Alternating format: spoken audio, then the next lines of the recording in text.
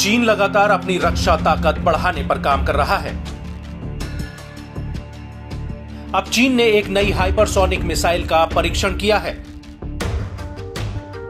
इस मिसाइल को H-6K bomber यानी बम वर्षक से लॉन्च किया गया है। यानी ये एक एयर लॉन्च बैलिस्टिक मिसाइल है और इसका नाम 2PZD-21 है। चीन ने इस मिसाइल को विमान के विंग पायलॉन से लॉन्च किया, यानी ये मिसाइल जल्द ही चीन की वायुसेना में शामिल हो जाएगी।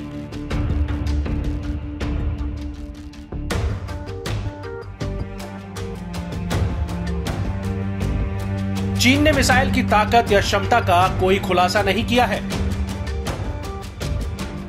लेकिन यह माना जा रहा है कि यह KD-21 यानी YJ-21 का ही एडवांस वर्जन है। यह करीब 27 फीट लंबी है और इसकी रेंज 1500 किलोमीटर है।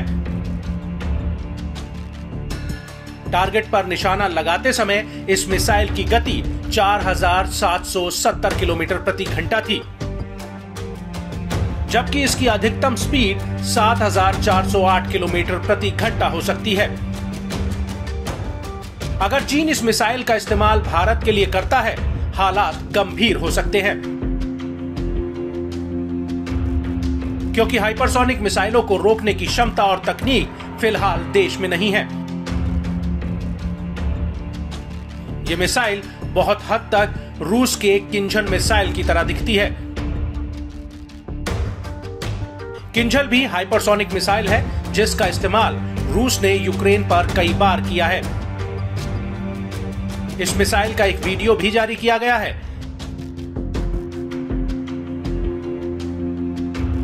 इसमें एक बम वर्षक को बमों और मिसाइलों के साथ उड़ाया जाता है।